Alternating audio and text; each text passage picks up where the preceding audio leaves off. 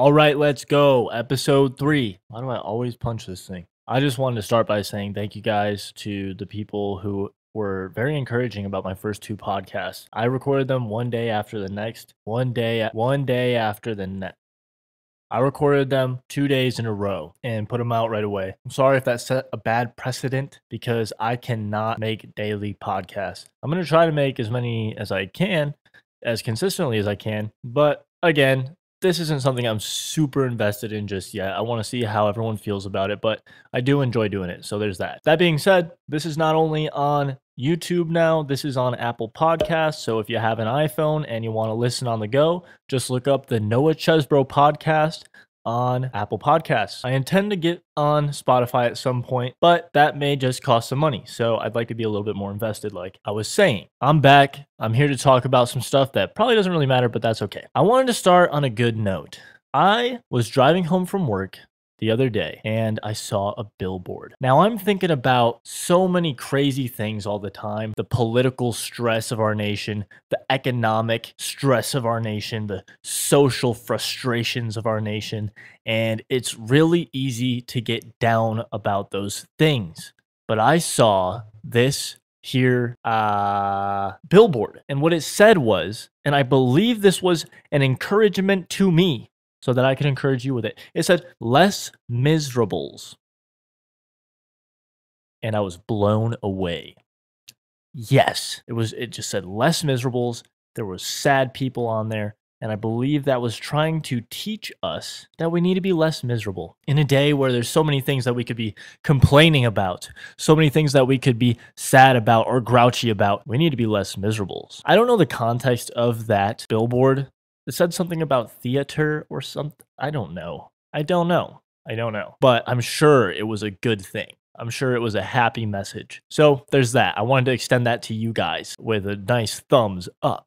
What did I do since the last podcast? I worked at the NFL draft. What? No, I'm not important. I wasn't doing anything crazy. I wasn't filming it or anything like that. I didn't even see it, but I did parking lot duty. So the rich people in the city didn't want people parking in their parking lots. So they got a big, strong man like me to watch the parking lots and say, hey, bud, you can't park here. And it was my privilege to be that guy. So if you were trying to park in this parking lot and I was there, sorry, guys. But okay. So I was doing that. It was okay. Some late nights, made some good pay. What I really wanted to be doing there was slapping Bud Lights out of people's hands as they walked by because I saw far too many of those. But it's okay. Some people might not be getting the memo. Maybe. I didn't do that though. I didn't do that because I'm not a jerk, okay? But I got to thinking, and here's what I got to thinking about. Dylan Mulvaney, okay? We've probably heard his name way too many times already in life. I just wanted to make a defense for Bud Light. Here's why, okay? And I'm going to try to make this make sense for you. So just wait, please.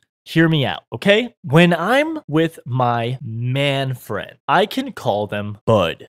I don't call my female friends, not that I have really any, but I don't call my wife Bud. Now, the case I'm trying to make is that, okay, you might be right, Bud Light is no longer a man's drink. Questionable if it ever was. But it definitely is a male's drink. Why do I say that? So you can't call your female friends Bud. You can call your male friends Bud. Now, Dylan Mulvaney, he's certainly not a girl, but I wouldn't call him a man either. If I had to call him some version of Bud, he would be reduced to like a Bud Light. He's like a Bud Light. He's not a girl, but he's not a man. He's a male. So I think Bud Light is perfect for that person. That aside, I had a great week, okay? A lot of great things happened. I took my sheet metal exam and I passed it. Well, I got my passing score back this week. I took it a couple weeks back, which I did not expect that to happen at all. I guessed on everything. Should I put this out? Okay, hopefully they don't listen to it. Yes, I got my score back. It was wonderful. Not really my score, but they were like, you passed. It's so funny because I was on the phone with my wife and I told her that I guessed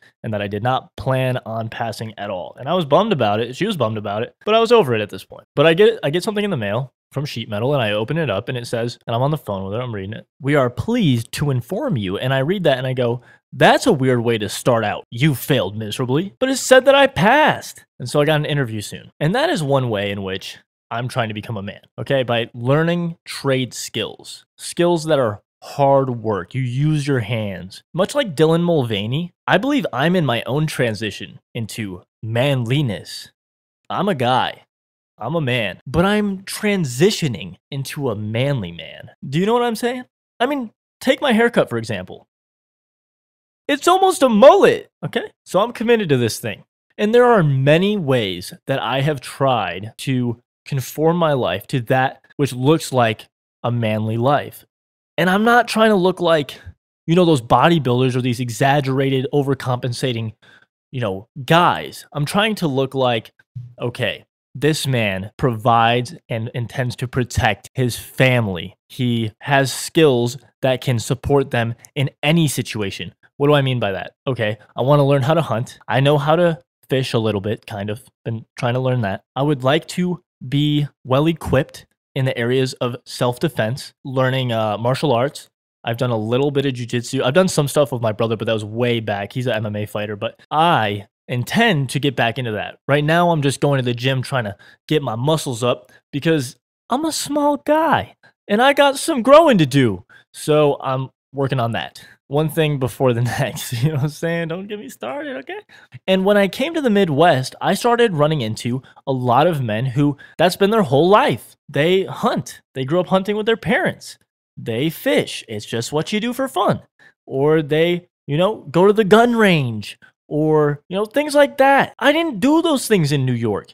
You can't do a lot of those things in New York and be cool. I remember when I was a kid, I used to make fun of my friend because he would go hunting with his dad. I'd be like, dude, let's go skateboard. Like, you're going hunting, learning an essential skill if all of civilization were to melt down. Dude, we got McDonald's and Arby's. By the way, I don't know if this is accurate, but I have deduced in my mind that Arby's, it's R, like the letter R and B, like roast beef. That's what they serve. Arby's, but they spell it Arby's, but it's like RB, the acronym for roast beef. Okay, that was a side tangent. Suffice it to say, I'm pretty smart. So yeah, I would make fun of my friend. And now looking back, I'm like, dang, I wish I knew how to hunt. I want to go kill a deer, not because I like to kill things. I haven't done it except for fish, and that was horrific, but it tasted horrific. I want to kill a deer, learn how to, process it up, cook it up, have some venison burgers. I was with a buddy one time, and he's a manly man. Real cool man, goes to my church, and he had shot a deer and he processed it himself. I missed the day. He was going to show people how to do it. I missed that day. I did not go. Really wish that I had. He smoked up some venison for us. I came over and had some, and it was really dark out. And now this is one way that I've become a man too, so I'll add that too. I eat rare meat now. What? Like the pink stuff where it's like, oh my gosh, am I going to get Salmonella E. coli? Please secure yourself. It's gonna be okay. I eat that stuff now and it's so good. And I'm not dead yet for some reason. Okay, but he smokes it. The junk is like purple. It's not even pink or red. Junk looks like it's still alive. It was dark out. Okay, so I peeped it and I was like, I'm not gonna look at it again. I'm gonna just throw it in my mouth and start chewing, swallow it, and we'll see where we go from there because there's a lot of men around and they're gonna eat it too. So I did that. It tasted phenomenal. Oh my goodness, oh dear, was that deer good. I went right home, my wife was sleeping, and I wake her up and I go, Taylor Ann, I just ate rare meat and it was good. And it was like purple and it was like the rarest thing I'd ever eaten in my life. Recently, I started making steak. I never liked steak growing up. And I know you're probably ripping your hair out because who doesn't like steak? That's how I am now. If someone were to tell me they don't like steak, I'd be like, psh.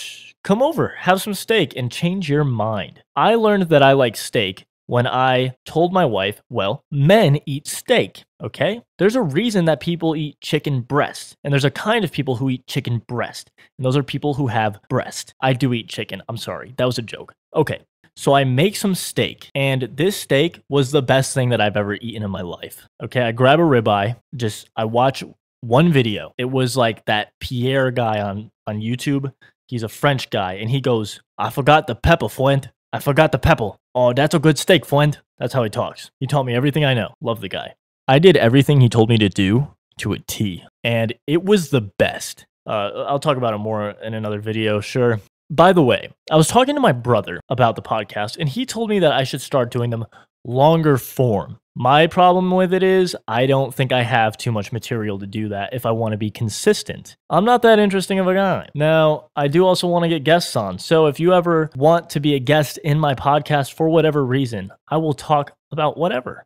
I don't really want to do any debates, but I love people and I love what they can bring to the table. Yeah, so let me know, right? Yeah, and also let me know, do you like the shorter form content? Would you like some longer form content? It'll probably vary either way. In my transition to manliness, I have gone from a boy who didn't fear God, who didn't respect women, who didn't have responsibility, and didn't make like any money for any reason, to, a man who has a wife and a son, who knows what it means to plan for their lives and to lay down his life for their provision, right? I fear God. I acknowledge him. And that is part of being a man, because that is to acknowledge the truth and to submit to the ultimate authority. And that is what men are called to do. Sorry, I just kicked my camera again. Also, just one thing that I've really dwelled on in my mind, you can let me know your thoughts on this, is just the thought of my life, even if it is, look at the idea of like a war wherein men are drafted, young men, right? I consider that a lot with the fear mongering that goes on the internet, and just knowing I have a wife to provide for, I have a son to raise. And I think to myself, if that were to happen to me, because it has happened in history, right? That's part of being a man, is looking at history straight in the face and saying, that can happen again. And I need to live in a way that says I'm prepared to be on the good side. That's hard to do because there's a lot of self-righteousness in this world. What I mean by that is, this is so hard to like articulate. Let me put it this way. If I was a weaker man, I would find a reason to justify not entering war because it's scary. And I could say, it's my job as a man to look after my wife and my kids. So if I go to war, I'm abandoning them. Or that war is unjust, so I can't go fight that war, so on and so forth. And these are things that just go on in my head. What it's come down to, and this is in any sense, right? This is like, okay, I need to spend 12 hours a day at work in order to provide. I've come to the conclusion that me fighting in a war against someone that wants to destroy this country is me fighting against enemies that want to kill my family because they live in this country. Okay, it might suck. It might suck because maybe we as a country provoked them into war, and now it's like, crap. Like, they shouldn't be attacking us. We as the people didn't agree to doing that shady thing to them, right? And maybe we didn't. But unfortunately, as it stands, we have a government who uses its people to protect our nation. And so us people do have to lay down our lives. Us men have to lay down our lives to protect the weak. That would be the women and the children. I don't know. That's just been swirling around my brain. It probably didn't come out as perfectly as I thought it could. But I did want to share that because those are the kind of thoughts that I have when I focus on what does it mean to lay my life down for my wife and my son. And there are so many instances where that looks like potentially just treating my life as dispensable. Like, yes, I'm going to live eternally and go to heaven. And yes, God is sovereign and is going to look after my family. But what if I don't lay down my life and then we all get taken out? I'm not going to be the one that changes everything. But it's always been, number one, by the grace of God. But number two, it's been by many strong, selfless, dependable men who stand up in the face of evil and in the face of tyranny and in the face of horrifying things and say, I will let that destroy me in an attempt to destroy it rather than be a coward and let it destroy all of us, especially my wife and my kid. That's a big deal. I remember I was talking to my brother and he agrees with me on this point, but I remember he was like we need to raise our sons to be independent. And what he was getting at was we need to raise our sons not to depend on us and not to depend on the government, not to depend on drugs, obviously, or anything. They don't need a crutch. They need to be strong, courageous, and ready to teach, ready to lead, ready to have people look at them and depend on them. Okay, and that's where I say we don't need independent necessarily. We need dependable because there's an overemphasis, in my opinion, on independence in America. And this might just be a word game that I'm playing, but people look at independence today as I can do what I want. I live for myself. As long as I'm happy, as long as I got money, as long as I'm fed, as long as I got cars. No. A man says, as long as my family is fed, as long as the weak are protected. We put ourselves last because we were given strength that others don't have. So we need to have courage that other people shouldn't have to have. I mean, everyone should be courageous. In a perfect world, those people wouldn't use their courage before the good men did, right? Okay. I'm kind of going on a rant, and I hope this kind of makes any sense playing it back. But yeah, so I love having this conversation because it's an aspiration of mine. I don't want to get strong and learn how to fight so that I can beat people up or flex my muscles and make people impressed, even though it is kind of impressive, or anything like that. At the end of the day, like just say like you're listening to the news and boom, boom, boom, the US is at war today with everybody. A lot of things in your mind are gonna change. A lot of priorities are going to be taken out of their slot. It's going to be, what am I going to do? I have something I have to do. And for a lot of people, it could be like, see ya.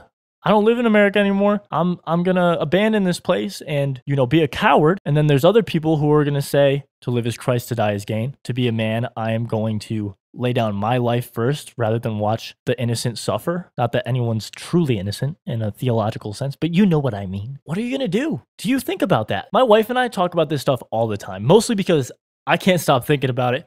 Maybe I'm just a scaredy cat. But I like to think that in the preparation of the ideas and the possibilities, I will be ready to look at it in the face with the accountability of my wife and say, I'm going to live up to the standard that I set. I'm going to live up to the standard that I see in the Bible. And so, sorry, getting worked up. And so that hasn't made me a lot of friends. Honestly, I think more friends have abandoned me because I've tried to talk to them about, hey, brother, in what ways are you preparing yourself for the inevitability of some form of disaster in your lifetime? Maybe it won't happen by the grace of God. Maybe we won't experience terrible tragedies in our lifetime. I would love that. But if you look at history honestly, and you look at our present honestly, the thoughts gotta cross your mind. So sometimes I'll challenge people and I'll just be like, what's your trajectory when you're sitting in front of a computer 25 hours a day? You don't exercise. You don't eat right. That's not everything, right? And most people associate that with like D-bags who are trying to look good and be cool. But that's not why we get strong. That's not why we get athletic. We don't want to just win at games. We want to be able to defend the weak. The weak. We want to eat good because we want to live long to take care of our family. Because we want to set a good example for our kids so that they don't grow up darn unhealthy. When I was at the NFL draft, you know how many out of shape people passed me? I mean, they're walking like a few miles. I get it. But most of them are like in their 40s and maybe 50s, 30s, 40s, we'll say. And so many people are complaining and whining and stopping and throwing a fit. Are we almost there? How much more do we have to walk? You're supposed to be in your prime. Who do we have to protect us? Stop watching your darn shows. Stop eating your darn Doritos. Pick up some weights and have some responsibility. There are weak people. I keep spitting. There are young people. There are people who can use our strength if we would just step up, be good men, sacrifice our time and our effort to work hard in order to prepare for those things. I think it's right to prepare for those things even if they don't look like they're on the horizon. Now, this does not mean that we don't trust God that He will protect and provide for us. But as men, we are supposed to be an image of that for our wives, the church, I think. I'm no theologian. It just blows my mind. Like, the majority of grown adults don't care about what the kids see as far as their fitness level or how much or what they eat. I mean, but that's so important. Like, the likelihood, which, well, I don't know how it's going to work, but say you have like a preteen boy right now. The likelihood that they're the ones that have to pick up the gun in some sort of draft or in some sort of on our land conflict is way more likely than you having to fight in it. And if you're setting a precedent that we can just eat what we want and not be active and be couch potatoes, how loving is that for that kid? You're not preparing them. We don't want to make a kid like feel like all they have to look forward to is devastation, but we do want to raise them up and say, son, you're a man and it is your duty to protect the weak. I don't know, you got to learn how to fight. You got to learn how to eat well. You got to have discipline in those areas because you won't be useful if you can't walk 3 miles without rolling your ankle or like huffing and puffing, hurting your back. Now, I might do that. I don't even know. I don't even know if I'm that fit. Kind of weak. I've been going for too long. If anyone has any thoughts on that or would even want to join on a podcast on that topic, I really enjoy talking about it. It seems super